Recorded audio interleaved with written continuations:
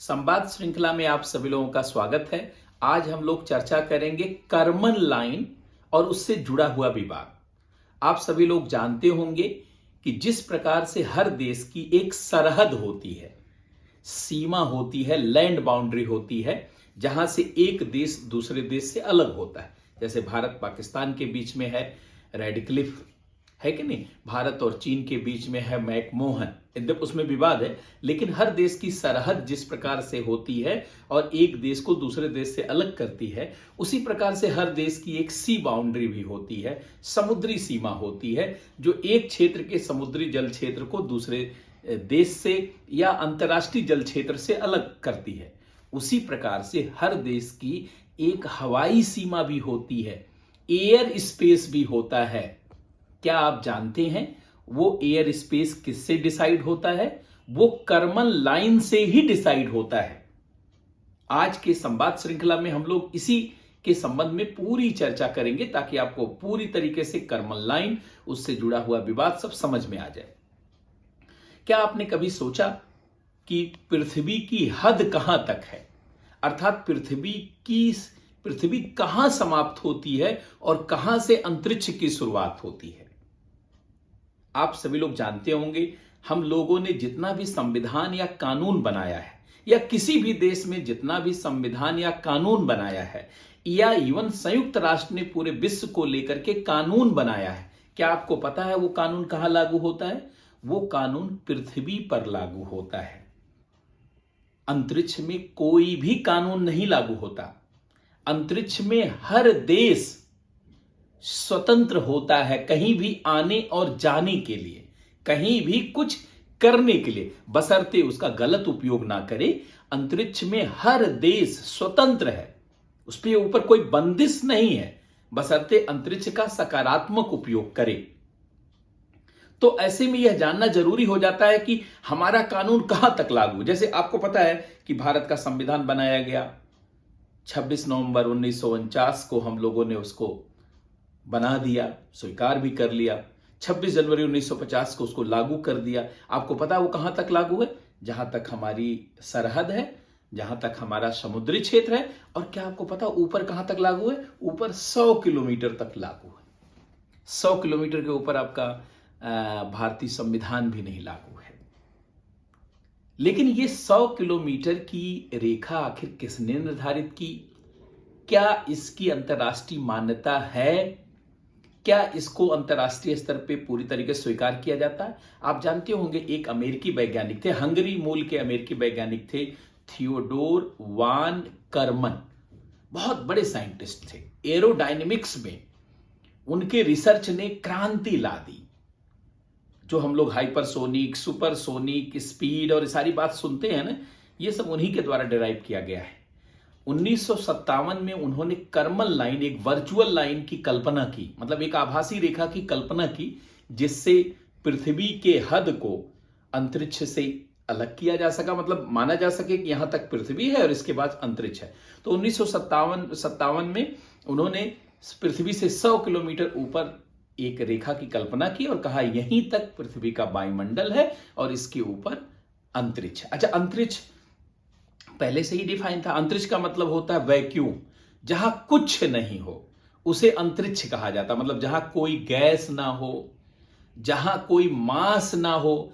Einstein ने बल्कि define किया था कि G = 0, जहां गुरुत्वाकर्षण शून्य है, उसे अंतरिक्ष कहा जाता है। बेसिकली अगर आइंस्टीन की परिभाषा को आप मानेंगे तो आपको 1000 किलोमीटर ऊपर जाना पड़ेगा और कम से कम 400 किलोमीटर तो ऊपर जाना ही पड़ेगा। लेकिन अगर मौसम वैज्ञानिकों या जो मैकेनिक्स, यांत्रिकी के क्षेत्र में काम करने वाले वैज्ञानिक हैं, अगर उनके रिसर्च को आप ध्यान दें तो उनका कहना है कि 0 से लेकर के 33 किलोमीटर, मतलब 33 किलोमीटर की ऊपर ऊंचाई तक अगर हम जाते हैं तो 99% जो गैसियस मॉलिक्यूल हैं यहीं पे हैं। और अगर 80 किलोमीटर ऊपर हम चले जाते हैं तो सिर्फ 1% गैस बचती है।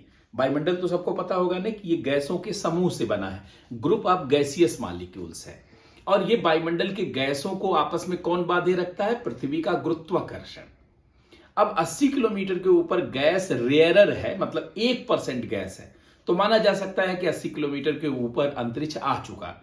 यद्यप कर्मन, डॉक्टर थियोडोर वान कर्मन बड़े ही बुद्धिमान वैज्ञानिक थे। उन्होंने 80 किलोमीटर को मानक नहीं बनाया, बल्कि उन्होंने कहा 20 किलोमीटर और ले लेते हैं ताकि कोई विवाद भी ना हो। लेकिन आज उसी रेखा पर विवाद हो रहा है। विवाद का मूल कारण है कि नासा के द्वारा अंतरिक्ष की शुरुआत मानी जाती है 83.3 किलोमीटर से। नासा कहता है कि पृथ्वी के ऊपर अगर 83.3 किलोमीटर ऊपर आप जाते हैं तो यहीं तक वायुमंडल है, और जैसे उसके ऊपर चले जाएंगे तुरंत हो जाएगा क्या? स्पेस, तुरंत हो जाएगा अंतरिक्ष। अब 21वीं सदी अंतरिक्ष की सदी है। स्पेस इंडस्ट्री का बहुत तेजी से विकास हो रहा है। देखा नहीं आपने, अभी भारत में इसरो के द्वारा चंद्रयान 3 को सफल बनाया गया। स्पेस टूरिज्म की बहुत बड़े स्तर पर शुरुआत हो रही है। सिरसा बांदला आपने देखा होगा, जेफ बेजोस के साथ उन लोगों के साथ गई हुई थी 2021 में। भारत सरकार ने स्वयं स्पेस ट्रांसपोर्टेशन पॉलिसी को बनाया है। आने वाले समय में हम अंतरिक्ष में स्टेशन बनाने वाले हैं 2030 तक। और भारत भी space tourism, space transportation, space colonisation, space mining, space agriculture, space medicine से जुड़ने वाला है। अर्थात भारत भी अंतरिक्ष का बहुत ज्यादा एक्सप्लोर करने वाला है। ऐसे में यह आवश्यक हो जाता है कि जाना जाए कि वास्तव में अंतरिक्ष शुरू कहां तक होता है। आखिर कहां तक माना जाएगा कि एयर ट्रेवल है, हवाई यातायात है, और कहां से ऊपर माना जाएगा स्पेस ट्रेवल है, अंतरिक्ष यातायात। मतलब अब देखिए, मान लीजिए कि एग्जांपल दें, इससे आप समझ जाएंगे। मान लीजिए कोई विमान है 85 किलोमीटर के ऊपर उड़ रहा है। यद्यप साधारण विमान नहीं उड़ सकता 85 किलोमीटर ऊपर, लेकिन मैं मान लेता हूं कोई एक ऑब्जेक्ट है जो 85 किलोमीटर ऊपर उड़ रहा है, तो नासा की भाषा में वो स्पेस क्राफ्ट होगा, लेकिन बाकी देशों की भाषा में वो एयरक्राफ्ट होगा। मतलब उसको वायुयान माना जाएगा। अब यही नहीं डिसाइड। अच्छा, अब मान लीजिए नासा 85 किलोमीटर ऊपर कोई एक जो है उसने कोई ऑब्जेक्ट छोड़ा, तो वो कहेगा हम अंतरिक्ष में तैर रहे हैं, अंतरिक्ष में यात्रा कर रहे हैं, किसी देश का कानून हमारे ऊपर लागू नहीं होता। लेकिन दूसरे देश के लोग कहेंगे तुम हमारे हवाई सीमा का अतिक्रमण कर रहे हो। अमेरिका और चीन ने चुनौती भी दी, अभी आपने देखा होगा। ऐसे में इस विवाद का समाधान जरूरी है। आखिर डिसाइड कर लिया जाए दुनिया के सभी देशों के द्वारा मिलकर के, भैया यहीं तक पृथ्वी की हद है और यहां से अंतरिक्ष है, यहीं तक एयर ट्रेवल है, इसके ऊपर स्पेस ट्रेवल है। इसी नाते जानते हैं कर्मन लाइन इस समय विवाद में है, चर्चा में है। चूंकि आप जानते होंगे 21वीं सदी अंतरिक्ष की सदी है। स्पेस सेक्टर का बहुत तेजी से विकास हो रहा है। अनेक एजेंसियां जानते हैं अंतरिक्ष में उपग्रह छोड़ने में, दूसरे ग्रहों पर पहुंचने में लगी हुई हैं। वैज्ञानिकों के अंदर भी कौतूहल है कि दूसरे ग्रहों पर बस्ती बसाया जाए। चंद्रमा पर होटल बनाने की कल्पना चल रही है, कल्पना नहीं बल्कि जानते हैं बहुत ही जल्दी 2025 तक होटल बनाने का प्रयास है। मंगल पर भी बस्ती बनाने के लिए प्रयास चल रहा है, और साथ ही ऐसे ग्रहों की खोज की जा रही है वैज्ञानिकों के द्वारा जिन्हें सुपर अर्थ कहा जाता है। सुपर अर्थ का मतलब ऐसे ग्रह जहां पृथ्वी जैसे जीवन की संभावना है। तो ऐसे में space industry, space sector, space science बहुत महत्व रखता है।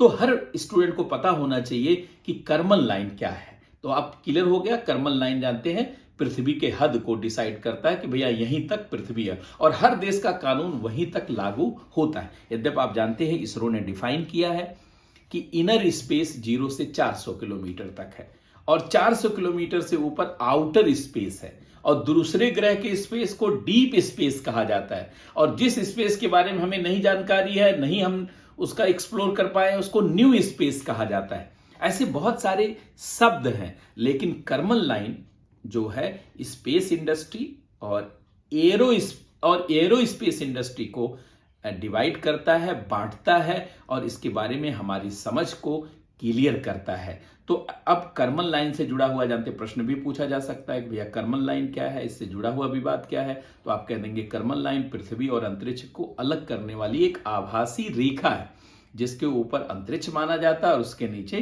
पृथ्वी माना जाता है, और पृथ्वी के वायुमंडल को यहीं तक माना जाता है। और किसी भी देश का कानून जैसे अपने सरहद तक लागू होता है, स्थलीय सीमा तक, समुद्री सीमा तक, वैसे पृथ्वी से ऊपर कर्मन लाइन तक ही किसी देश का संविधान लागू होता है, उससे ऊपर किसी का संविधान लागू नहीं होता। मुझे लगता है आज के इस संवाद श्रृंखला के माध्यम से कर्मन लाइन और उसके विवाद को समझने में आप सफल हो गए होंगे, अर्थात आप समझ गए होंगे। वैसे भी आप जानते हैं यूपीएससी ने 2019 में पूछा कि द्रव्यमान समय लपेटे हुए है, जहां द्रव्यमान होता है वहीं समय होता है, और अंतरिक्ष में चूंकि द्रव्यमान नहीं होता, ग्रेविटी नहीं होता, इसलिए अंतरिक्ष में समय का नियम लागू नहीं होता, और समय का नियम लागू नहीं होता तो उम्र बढ़ जाती है, अर्थात व्यक्ति मर नहीं सकता।